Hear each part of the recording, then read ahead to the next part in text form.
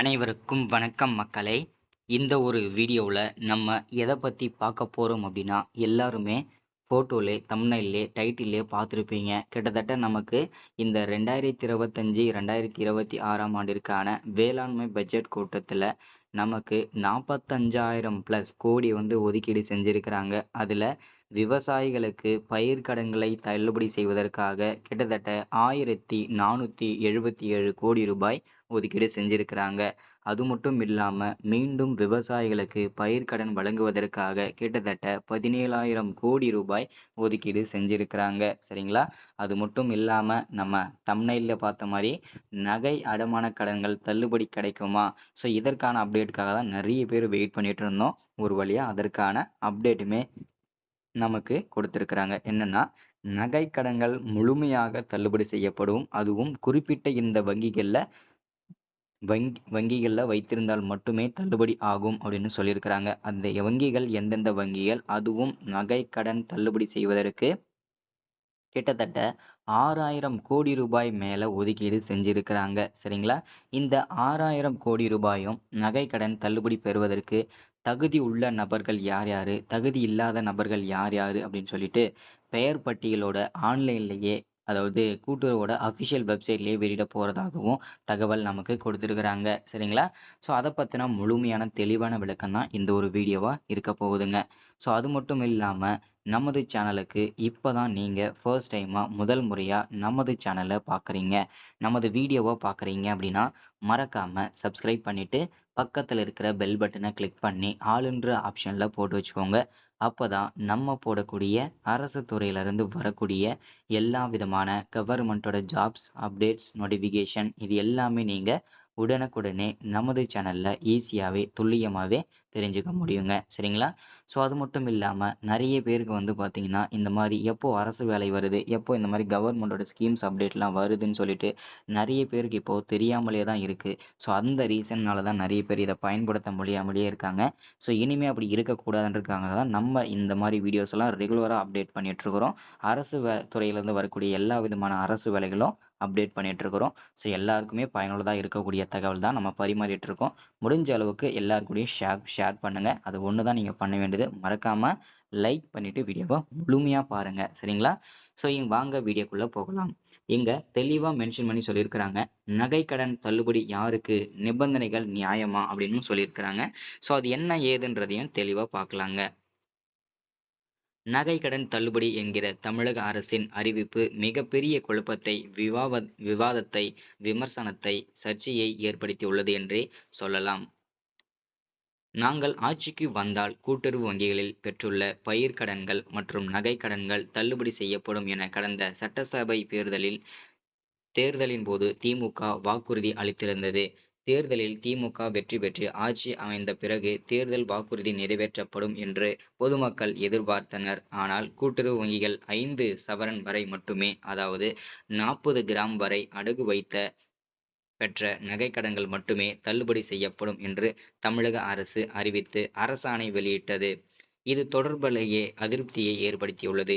மேலும் நகை கடன் தள்ளுபடிக்கு யாரெல்லாம் தகுதியுடையவர்கள், தகுதி இல்லாதவர்கள் என்ற பட்டியலையும் தமிழக அரசு வெளியிட்டுள்ளது. 48,84,726 நகைக்கடன்கள் விவரங்கள் கணினி மூலம் பகுப்பாய்வு செய்யப்பட்டதில் 35,37,693 கடன்கள் நகை கடன்கள் தள்ளுபடி பெற தகுதி இல்லாதவை என்றும், 13,47,033 நகை கடன்கள் தள்ளுபடி பெற தகுதியானவை என்றும் அறிவிக்கப்பட்டுள்ளது அப்படின்னு சொல்லியிருக்கிறாங்க. அரசாணையின்படி நகை கடன் பெற தகுதி உள்ள நபர்கள் யார் யாரு அப்படின்றத பத்தின அப்டேட் தெளிவா பார்க்கலாங்க. தமிழக அரசால் வழங்கப்பட்ட குடும்ப அட்டை, ஆதார் எண்ணை விவரங்களை சரியாக அளித்தவர்களுக்கு மட்டுமே நகை கடன் தள்ளுபடி வழங்கப்படும் அப்படின்னு சொல்லியிருக்கிறாங்க. மறுவாழ்வு முகாம்களில் வசிக்கும் இலங்கை தமிழர்களுக்கு நகை கடன் தள்ளுபடி வழங்கப்படும் அப்படின்னு சொல்லியிருக்கிறாங்க. தமிழக அரசின் குடும்ப ஓய்வூதியதாரர்களுக்கு நகை கடன் தள்ளுபடி பெற தகுதியானவர்கள் அப்படின்னு சொல்லியிருக்கிறாங்க. தற்போது வரை செல்லுபடி ஆகக்கூடிய குடும்ப அட்டை வைத்துள்ள நகை கடன்தாரர்கள் தள்ளுபடி பெற தகுதியானவர்கள் அப்படின்னு சொல்லியிருக்கிறாங்க. அடுத்ததா நகை கடன் பெற தகுதி இல்லாத நபர்கள் யார் யாரு அப்படின்றத பத்தின அப்டேட்டுமே பார்க்கலாங்க. 31/3/2021 நாளுக்கு பிறகு நகை கடன் பெற்றவர்களுக்கு தள்ளுபடி செய்யப்படாது. குடும்ப அட்டை எண்ணை வழங்காதவர்கள் மற்றும் தவறாக வழங்கியவர்களுக்கு நகை கடன் தள்ளுபடி செய்யப்படாது. ஆதார் எண்ணை வழங்காதவர்கள் மற்றும் தவறாக வழங்கியவர்களுக்கு தள்ளுபடி கிடையாது அப்படின்னு சொல்லியிருக்கிறாங்க. கூட்டுறவு சங்கங்களில் பணியாற்றும் ஊழியர்கள் மற்றும் அவர் தம் குடும்பத்தினர், கூட்டுறவு சங்கங்களில் உள்ள நிர்வாக குழு உறுப்பினர்கள் மற்றும் அவர் தம் குடும்பத்தினருக்கு நகை கடன் தள்ளுபடி இல்லை அப்படின்னு சொல்லியிருக்கிறாங்க. அனைத்து அரசு ஊழியர்கள் மற்றும் அவர் தம் குடும்பத்தினருக்கு நகை கடன் தள்ளுபடி இல்லை அப்படின்னு சொல்லியிருக்கிறாங்க. எந்த பொருளும் வேண்டாத குடும்ப அட்டையினருக்கு நகைக்கடன் தள்ளுபடி கிடையாது அப்படின்னு சொல்லியிருக்கிறாங்க. 2021 ஆண்டு பயிர்க்கடன் தள்ளுபடி பெற்றவர்கள் மற்றும் குடும்ப அட்டையின்படி இடம் பெற்றுள்ள அவர் தம் குடும்பத்தினருக்கு நகைக்கடன் தள்ளுபடி இல்லை அப்படின்னு சொல்லியிருக்கிறாங்க. நகைக்கடன் தொகையை முழுமையாக செலுத்தியவர்களுக்கு நகைக்கடன் தள்ளுபடி கிடையாது அப்படின்னு சொல்லியிருக்கிறாங்க.